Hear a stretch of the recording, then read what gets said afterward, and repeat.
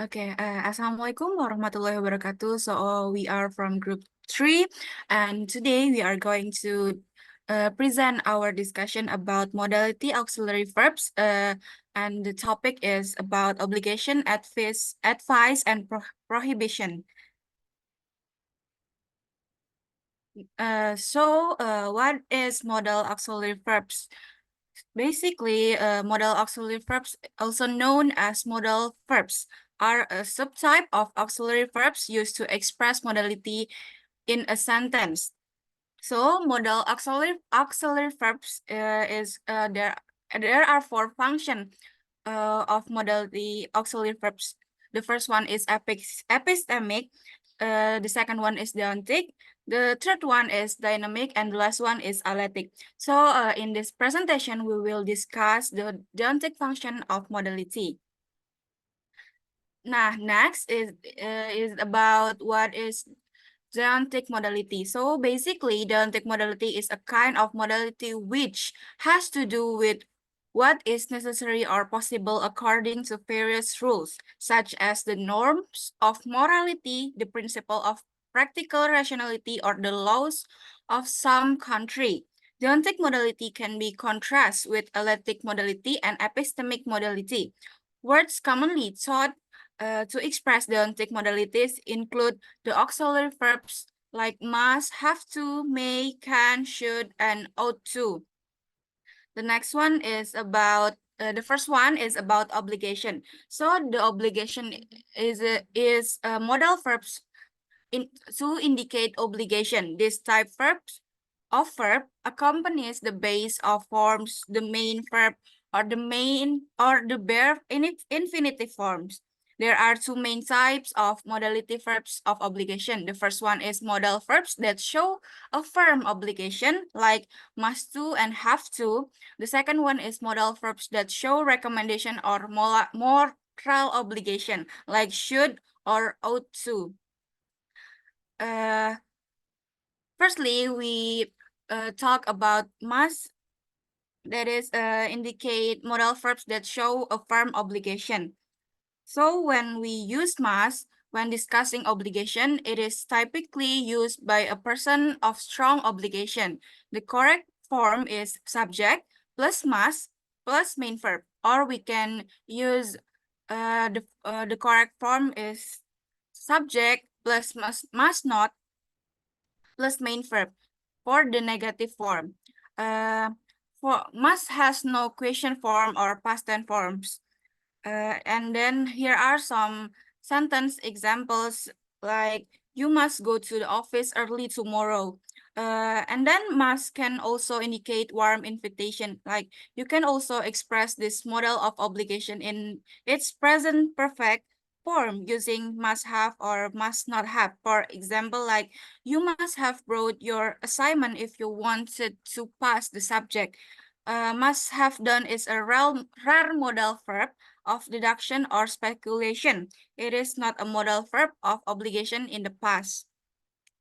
Next, we move to have to. So have to is the same as must, except it is express external obligation. That means we use have to for rules, laws, and other external obligation. The negative form is done for sih maksudnya the negative form is don't have to, which indicates an absence of obligation or negative obligation. Like other models, we have to when we use have to with a normal verb in its base form. For example, like you have to clean your room, mom told you to do it. And then we can also express have to in the past form, which is had to or didn't have to. For example, like all you had to do was pick up her, but you didn't. It is other conjunction are has or have had to, has or have had, not had to, will have to, and will not have to. The next one is need to. It is for modal verbs that show recommendation. So need to implies to strong recommendation. It is negative forms. is don't need to or needn't in informal situation. Remember that needn't doesn't not require to after it. Like for example, you need to wear red. You don't need to worry about me. You need not or needn't find me. Then the last one of modal verbs that indicate recommendation is should. Should is unlike most and have to. Should express weak obligation. These modal verbs can also be used to give advice. The negative form is should not or shouldn't. For example, like you should bring your gym uniform to school tomorrow, or you shouldn't leave the television on when no one at home. The present perfect form of should is have or shouldn't have. For example, like you should have passed by my house when you visited the city. Oh, there is one, sorry. For modal verbs that show recommendation, it is ought to. Ought to also express weak obligation. It is negative. The negative form is ought not or ought not, like that. Or ought not to when contracted. For example, like you ought to listen carefully to my story, or they ought not to have let that happen. The present perfect form of ought to is ought to have or ought not to have. For example, like her brother ought to have listened to their warnings.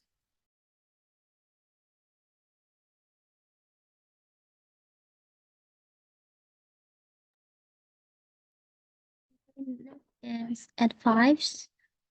Advice is a type of modal verbs, mainly to give or ask for advice. These modal verbs are should, ought to, and had better. Should are used to express what we think would be the most correct or convenient thing to do in a given situation. Ought to is used to express a more objective point of view. It is used in context relate to laws, obligation, regulation, etc., and to express what would be morally right or wrong, and had better used to give advice when we believe that if we act otherwise, there will be negative consequence.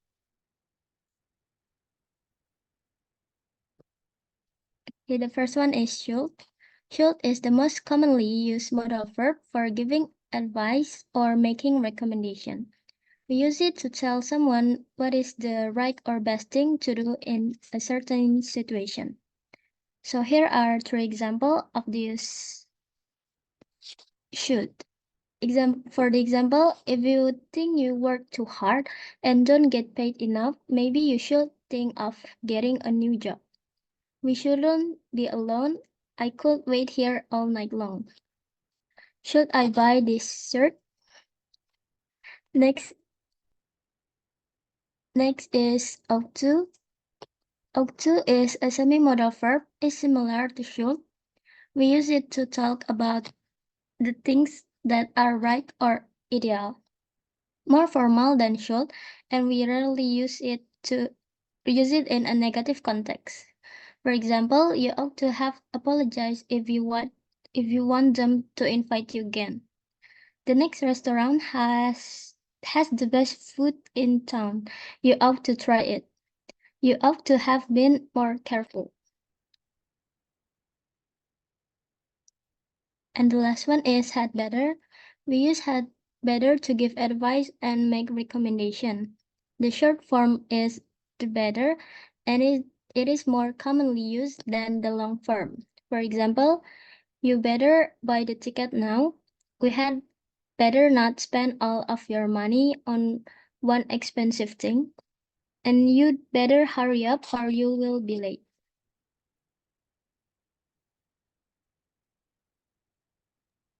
And the next one is suggestion. Suggestion is a form of communication in which one person conveys an idea, opinion, or recommendation to another individual for the purpose of offering guidance, insight, or a potential course of action. Suggestions are typically provided with the intention of aiding the recipient in making informed decisions, solving problems, or considering alternative perspectives. Model to express suggestion is should, ought to, and had better. Should. When should is used to express a suggestion, it indicates that the action being suggest in advisable or recommended based on the speaker's opinion or judge. For the example is you should visit the museum. It's really interesting. You should try you should try the new Thailand restaurant, and the sun is shining bright, so you should wear a cap.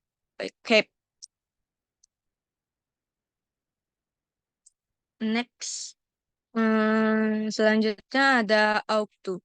In more formal situations, you can use ought to instead of should, but this modal verb is not used in negative statements or and question.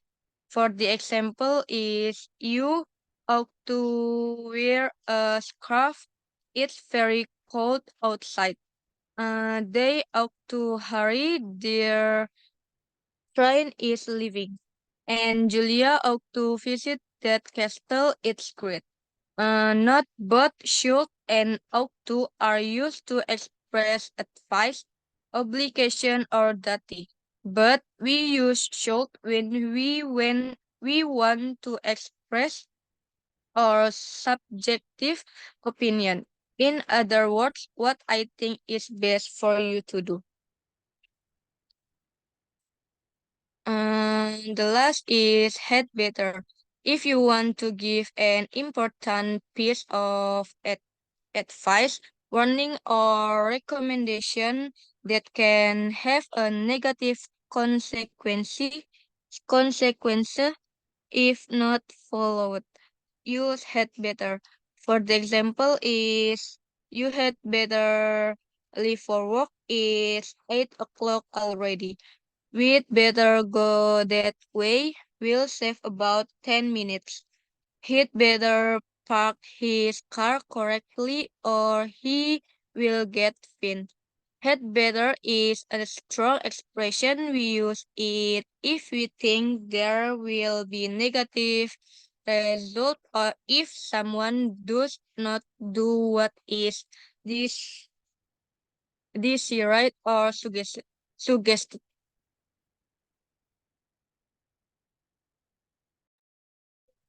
Okay, for the next one is prohibition. Prohibition refers to expressing a restriction or a prohibition on an action. When using modal verbs to convey prohibition, you are essentially stating that something is not allowed or should not be done. For show that something is prohibited, it is not allowed. We usually use can't and must not. Next. The first one is can't. We use the word can't to talk about something that breaks a rule, especially when we didn't make the rule. For example, like, you can't fly any flags here. They are very strict about it. And the second example is, sorry, we can't sell knife to under 18s. And the third one is, we can't propose to his daughter before we memorize 30 chapters of Quran. And next is must not. We utilize must not to indicate prohibition. This phrase is frequently seen on public signs and notice. communicating rules and regulations to people. For example, like visitors must not park in the staff car park. And the second one is goose must not make noise after 10 p.m. And the third one is drivers must not exceed the speed limit.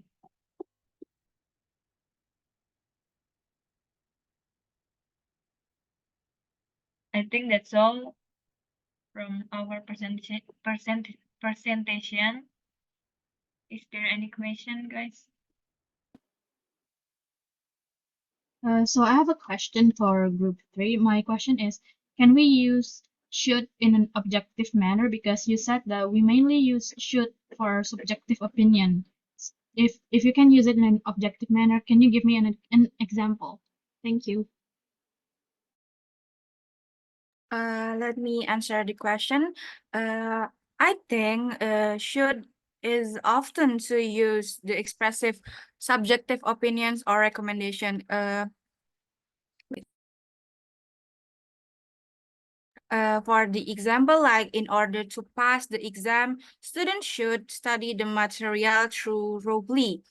I think that that is the statement is objective because it's based on the logical conclusion that studying thoroughly increase the likelihood of passing the exam rather than just being a subjective opinion.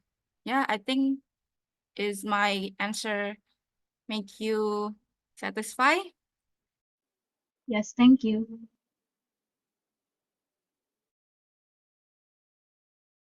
Yeah. Okay, so hello everyone. We are from group 4 and we are going to present about ability and willingness. Next slide, please. So I'm here with my friends Dama Tantisari, Najma Asyifa, myself, Frida Apriliani, and Jasmine, Kayla, Az-Zahra. So there are 4 types of modality as we know: epistemic, deontic, dynamic, and olithic. So the topic we're going to discuss today, which is ability and willingness, fall into the type of dynamic. Next slide. First, we're going to talk about ability. Ability means being able to do something with your mind or body. We use modal verbs to express if the subject can do the action of the main verb. These modals indicate skill, knowledge, or physical ability. The functions: 1. Expressing present ability. 2. Expressing past ability. 3. Describing general ability. 4. Expressing hypothetical ability. 5. Indicating future ability. And 6. Emphasizing ability.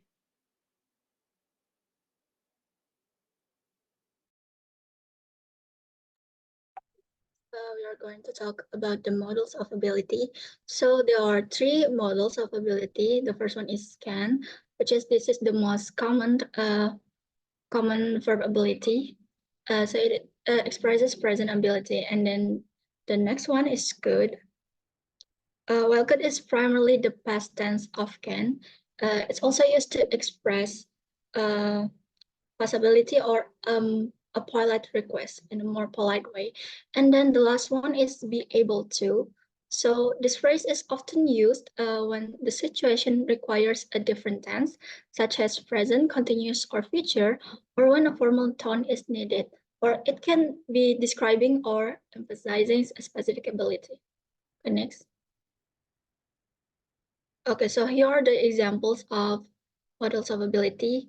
So the first one is Robert can speak English, and then I'm able to complete the task. So it is the form of present future in the positive form, and then in the negative form is Robert cannot speak English or Robert can't speak English, and then I'm not able to complete the task.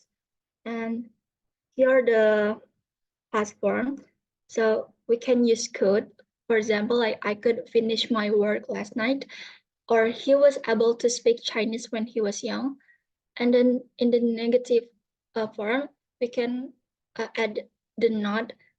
So it can be, I couldn't finish my work last night, and he wasn't able to speak Chinese when he was young. Okay, next. So we have the other of models of ability. So there are two. The first one is may.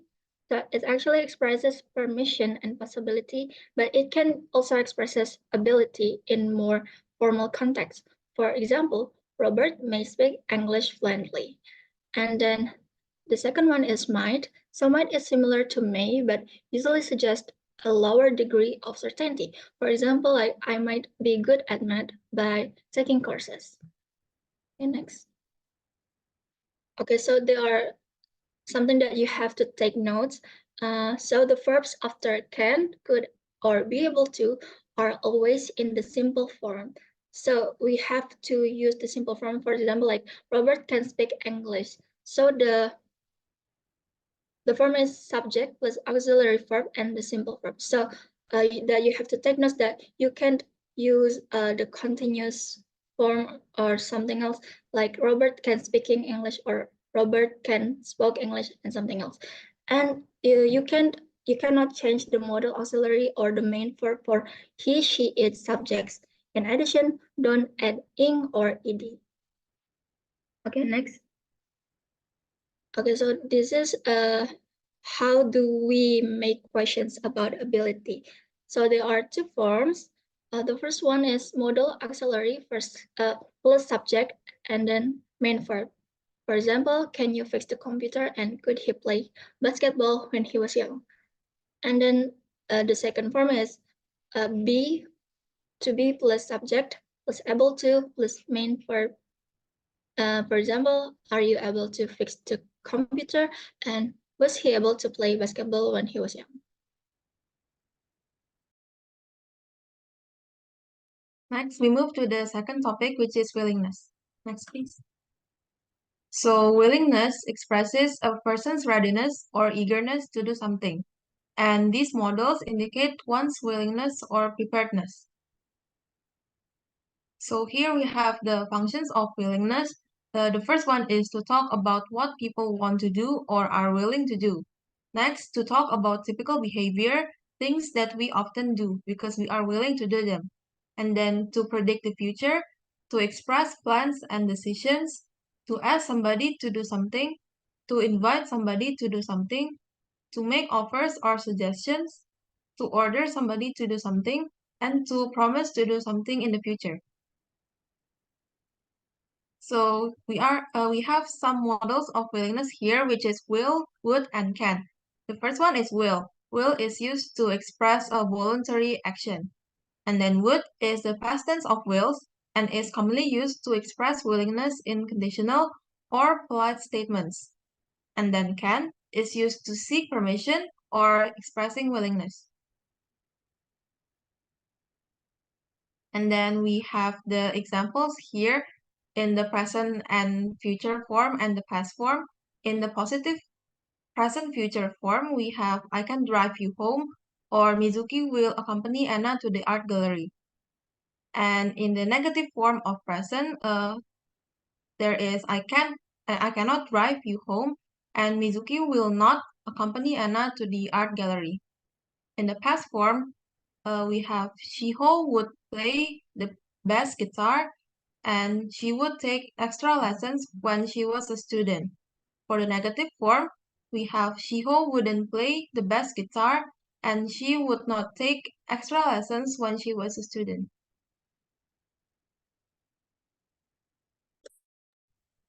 All right, here are some tips about making questions about willingness. First, you have to insert the modal auxiliary, then the subject, the main verb, and then a question mark. So like in the example stated, will he help me with my phonetics assignment? And the other one, would you like to stay the night? Next, please. Now we're going to talk about ability versus willingness because let's clear up some misunderstandings and misconceptions of it. Ability means you have the skills. Like if you say, I can do math, like you know how to do math. Versus willingness means you want to. If you say, I can do the math for you, it means you're willing to do the math for the another person. Next. please. Yep, here's are the examples. This woman can help you. I suppose this means ability. She has the information that you need, right? Unfortunately, she is in bad mood, so she won't. She doesn't feel like being helpful. She will make you wait until you give up and leave her alone so she can go back to drinking coffee and watching YouTube. Yeah, I suppose that's it from us. Any questions?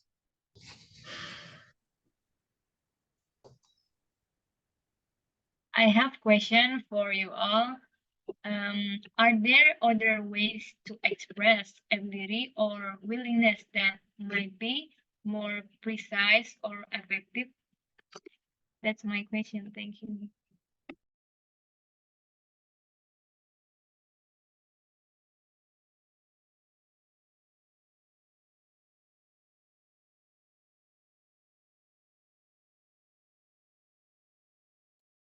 Okay, so let me answer the question. So the question is, are there ways and other ways to express ability or willingness besides using modals verbs like can, could, may, and something else?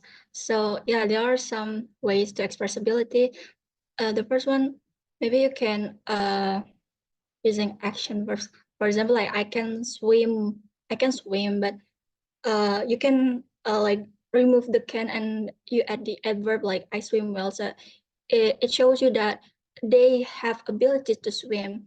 And then the next one, maybe you can use phrases with like know how to. For example, like I can speak Spanish. You could say the other ways like I know how to speak Spanish. And then next, maybe you can use the phrase have the ability to. For example, like he can play the piano, so instead you can say he has the ability to play the piano. I think that's it. That's my answer. Thank you, Najma, for answering.